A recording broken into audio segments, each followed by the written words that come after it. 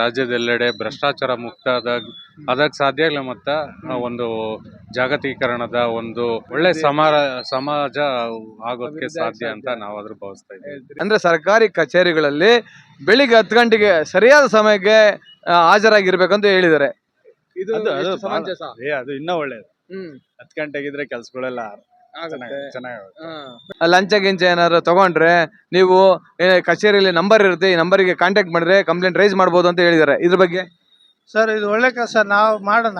ಮಾಡಿದ್ರೆ ಈ ಕರ್ನಾಟಕನ ಭ್ರಷ್ಟಾಚಾರ ಮುಕ್ತವಾಗಿ ಮಾಡಿದ್ರೆ ಒಳ್ಳೇದು. ರೆವಿನ್ಯೂ ಡಿಪಾರ್ಟ್ಮೆಂಟ್ ಗೆ ಹೋದ್ತು ಅಂತಂದ್ರೆ ಆ ಹಳ್ಳಿಗಳು ಪಾಪ ರೈತರುಗಳು ಕೆಲಸ ಕಾರ್ಯ ಬಿಟ್ಬಿಟ್ಟು ಒಂದು ಪಾಣಿ ಆಗ್ಲಿ ಒಂದು ಇದನ್ನ ಮಾಡ್ಬೇಕು ಅಂತಂದ್ರೆ ಎಷ್ಟು ಅಯ್ಯೋ ಅಂತಿದ್ದಾರೆ.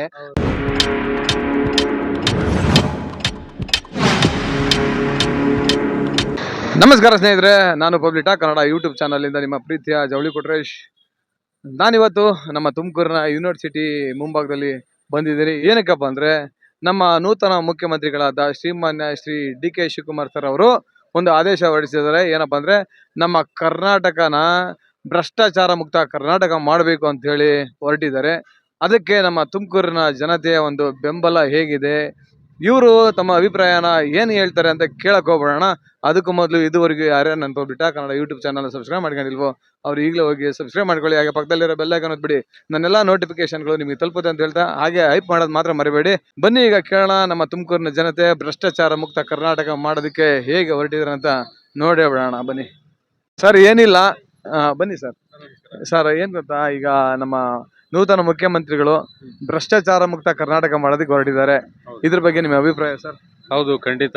ದೇಶದ ಎಲ್ಲೆಡೆ, ರಾಜ್ಯದೆಲ್ಲೆಡೆ ಭ್ರಷ್ಟಾಚಾರ ಮುಕ್ತ ಅದಕ್ಕೆ ಸಾಧ್ಯ ಇಲ್ಲ. ಮತ್ತು ಒಂದು ಜಾಗತೀಕರಣದ ಒಂದು ಒಳ್ಳೆ ಸಮಾಜ ಆಗೋದಕ್ಕೆ ಸಾಧ್ಯ ಅಂತ ನಾವು ಅದ್ರ ಭಾವಿಸ್ತಾ ಇದ್ದೀವಿ.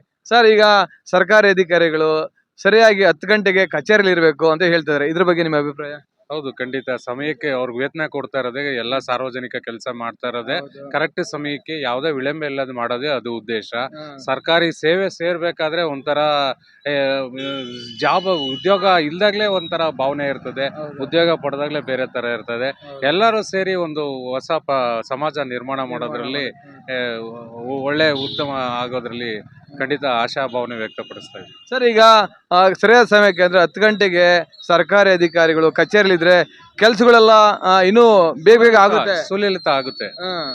ಯಾಕಂದ್ರೆ ದೂರದಿಂದ ಬರುವಂತ ಗ್ರಾಮೀಣ ಪ್ರದೇಶದಿಂದ ಬಂದಿರೋದು ಬೆಳಗ್ಗೆ ಅವ್ರ ಮನೆಯಿಂದ ಬರ್ಬೇಕಾದ್ರೆ 7-8 ಗಂಟೆಗೆ ಬಸ್ ಹತ್ಕೊಂಡು ಬರ್ತಾ ಇರ್ತಾರೆ. ಹಾಗಾಗಿ ಅವ್ರ ಸಮಯಕ್ಕಾದ್ರೆ ಅವರು ಖುಷಿಯಾಗಿರ್ತಾರೆ. ಕೆಲಸಗಳು ಆಗ್ಬೇಕು, ಆಗೋದಕ್ಕೆ ಅಲ್ವಾ ಅವ್ರಿಗೆ ಸಂಬಳ ಕೊಡ್ತಾ ಇರೋದು.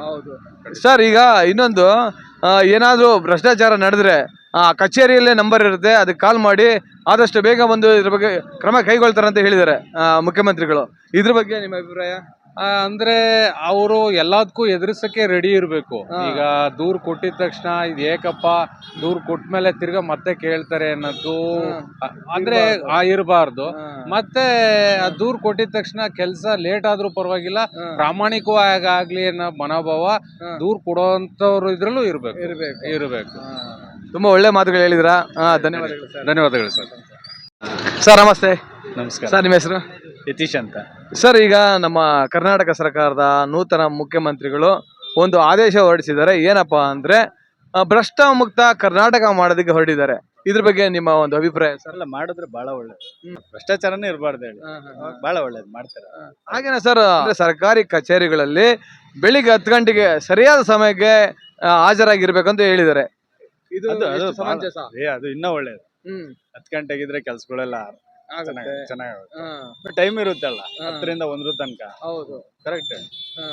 ಹಾಗೇನೆ ಇನ್ ಕೇಸ್ ಏನಾದ್ರು ಭ್ರಷ್ಟಾಚಾರ ನಡೆದ್ರೆ, ಯಾರು ಲಂಚ ತಗೊಂಡ್ರೆ ಅಲ್ಲೇ ಕಚೇರಿಯಲ್ಲೇ ನಂಬರ್ ಇರುತ್ತೆ, ಅದಕ್ಕೆ ಕಾಲ್ ಮಾಡ್ಬೋದು, ಅದಕ್ಕೆ ಕ್ರಮ ಕೈಗೊಳ್ತಾರ ಅಂತ ಹೇಳಿದ್ದಾರೆ. ಇದ್ರ ಬಗ್ಗೆ ನಿಮ್ಮ ಅನಿಸಿಕೆ? ಅಲ್ಲ, ಕ್ರಮ ಕೈಗೊಳ್ಬೋದು, ಕೊಟ್ರೆ ಒಳ್ಳೇದು. ಹಂಗೆ ಫೋನ್ ಮಾಡಿದ ತಕ್ಷಣ ಬಂದ್ರೆ ಬಹಳ ಒಳ್ಳೇದು. ಅದನ್ನ ನೋಡ್ಬೇಕು, ಚಾಲ್ತಿ ಆಗ್ಬೇಕು. ಆದ್ರೇನು ಅದ್ರ ರಿಸಲ್ಟ್ ಅವಾಗ ಗೊತ್ತಾಗುತ್ತೆ. ಅದೆಲ್ಲ ರಿಸಲ್ಟ್ ಬರ್ಬೇಕು, ಇದೆಲ್ಲ ಎಲ್ರು ಪಾಲನೆ ಮಾಡ್ಬೇಕಂತ ಹೇಳ್ತೀರಿ? ಖಂಡಿತ ಮಾಡ್ಬೇಕು, ಒಳ್ಳೇದಲ್ಲ, ಒಳ್ಳೆ ಕಾರ್ಯ ಎಲ್ಲಾರು ಪಾಲನೆ ಮಾಡ್ಲೇಬೇಕು. Thank you so much. Sir ನಮಸ್ತೆ. ಹೇಳಿ ಸರ್, ನಿಮ್ಮ ಹೆಸರು? ಗೋವಿಂದ ರಾಜು. ಸರ್ ಯಾವ ಊರು? ನಮ್ದು ತುಮಕೂರನ. ಸರ್ ಈಗ ನಮ್ಮ ನೂತನ ಮುಖ್ಯಮಂತ್ರಿಗಳು ಭ್ರಷ್ಟಾಚಾರ ಮುಕ್ತ ಕರ್ನಾಟಕ ಮಾಡೋದಕ್ಕೆ ಹೊರಟಿದ್ದಾರೆ. ಇದ್ರ ಬಗ್ಗೆ ನಿಮ್ಮ ಅಭಿಪ್ರಾಯ ಏನು ಸರ್? ಸರ್ ಇದು ಒಳ್ಳೆ ಕೆಲಸ. ಮಾಡ್ಲಿ, ಭ್ರಷ್ಟಾಚಾರ ಮುಕ್ತ ಮಾಡಿದ್ರೆ ಇನ್ನೂ ನಮ್ ದೇಶ ಇನ್ನು ನಮ್ ಕರ್ನಾಟಕ ಇನ್ನೂ ಚೆನ್ನಾಗಿ ಮುಂದುವರಿಲಿ ಅಂತ ಒಳ್ಳೆ ಇದನ್ನ ಕೊಡ್ಲಿ ನಮ್ಮ ರಾಜ್ಯಕ್ಕೆ. ಸರ್ ಹಾಗೇನೆ ಸರ್ಕಾರಿ ಕಚೇರಿಗಳಲ್ಲಿ ಸರ್ಕಾರಿ ಅಧಿಕಾರಿಗಳು 10 ಗಂಟೆಗೆ ಸರಿಯಾಗಿ ಕಚೇರಿಯಲ್ಲಿ ಇರಬೇಕು ಅಂತ ಒಂದು ಆದೇಶ ಹೊರಡಿಸಿದ್ದಾರೆ. ಇದ್ರ ಬಗ್ಗೆ ನಿಮ್ಮ ಅಭಿಪ್ರಾಯ? ಸರ್ ಅದು ಕಂಪಲ್ಸರಿ ಎಲ್ಲರೂ ಮಾಡಿದ್ರೆ ಒಳ್ಳೇದು. ಯಾಕೆಂದ್ರೆ ಶಿಸ್ತುಬದ್ಧವಾಗಿ ಈ ಒಂದು ಇದಾಗುತ್ತೆ, ಎಲ್ಲರಿಗೂ ಒಂದು ಇದಾಗುತ್ತೆ. ಹಾಗೇನೆ ಕೆಲಸಗಳು ಬೇಗ ಆಗ್ಬೋದಾ? ಮಾಡ್ಕೊಟ್ರೆ ಒಳ್ಳೇದು.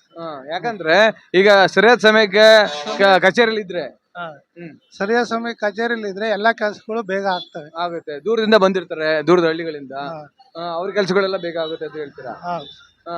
ಸರ್ ಹಾಗೇನೆ ಏನೋ ಇನ್ ಕೇಸು ಕಚೇರಿಗಳಲ್ಲಿ ಲಂಚ ಗಿಂಚ ಏನಾದ್ರು ತಗೊಂಡ್ರೆ ನೀವು ಕಚೇರಿಯಲ್ಲಿ ನಂಬರ್ ಇರುತ್ತೆ, ಈ ನಂಬರಿಗೆ ಕಾಂಟ್ಯಾಕ್ಟ್ ಮಾಡಿದ್ರೆ ಕಂಪ್ಲೇಂಟ್ ರೈಸ್ ಮಾಡ್ಬೋದು ಅಂತ ಹೇಳಿದ್ದಾರೆ. ಇದ್ರ ಬಗ್ಗೆ? ಸರ್ ಇದು ಒಳ್ಳೆ ಕೆಲಸ, ನಾವು ಮಾಡೋಣ. ಮಾಡಿದ್ರೆ ಈ ಕರ್ನಾಟಕನ ಭ್ರಷ್ಟಾಚಾರ ಮುಕ್ತವಾಗಿ ಮಾಡಿದ್ರೆ ಒಳ್ಳೇದು.